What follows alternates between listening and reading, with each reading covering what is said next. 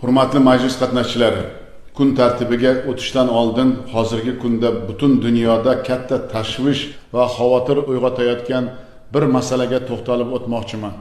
Ma'lumki, Isroil armiyasi va Hamas harakati o'rtasida davom etayotgan qurolli to'qnashuvlar gumanitar inqirozni chuqurlashtirmoqda. Tinch begunoh aholi orasida ko'p sonli qurbonlarga olib kelmoqda. Bolalar va ayollar halok bo'lmoqda. Odamlar boshpanasidan ayrilmoqda, o'z uylarini tashlab ketishga majbur bo'lmoqda. Biz Falastin va Isroil tomonidan qurbon bo'lgan barcha insonlarning oilalariga chin dildan ta'ziya va hamdardlik izhor etamiz. Men G'azo sektori aholisiga baholi qudrat yordam ko'rsatish uchun Birlashgan Millatlar Tashkilotining Yaqin Sharq agentligiga $1,500,000 ajratish haqida qaror qabul qildim.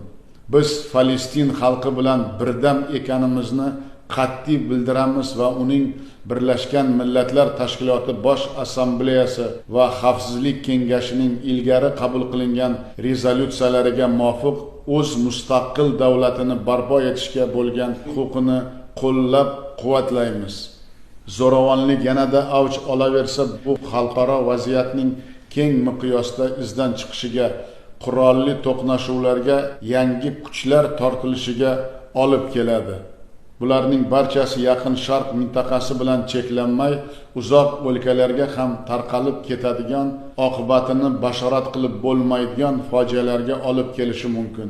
Aynan shuning uchun ham biz har ikki tomonning zudlik bilan gumanitar maqsadlarda murosaga kelishga, jangovar harakatlarini to'xtatib, nizoni tinchlik yo'li bilan hal etishga chaqiramiz. Ma'lumki, biz yashayotgan Markaziy Osiyo mintaqasi turli millat va konfessiyalar vakillarining o'zaro tinch totuv hayot kechirishi bo'yicha noyob tajribaga ega. Bu zaminda asrlar davomida musulmon, xristian va yahudiylar do'stlik va hamjihatlikda yonma-yon yashab kelyaptilar. Men bugungi fursatdan foydalanib barcha yurtdoshlarimizga, avvalo yoshlarimizga murojaat qilib, ularning turli yolg'on tashviqotlarga berilmaslikka, qonunga zid xatti-harakatlar sodir etmaslikka chaqiraman. Bizning eng katta kuchimiz, bebaho boyligimiz bo'lgan tinch va osoyishta hayotimizni, o'zaro birlik va hamjihatligimizni barchamiz birgalikda asrashimiz zarur.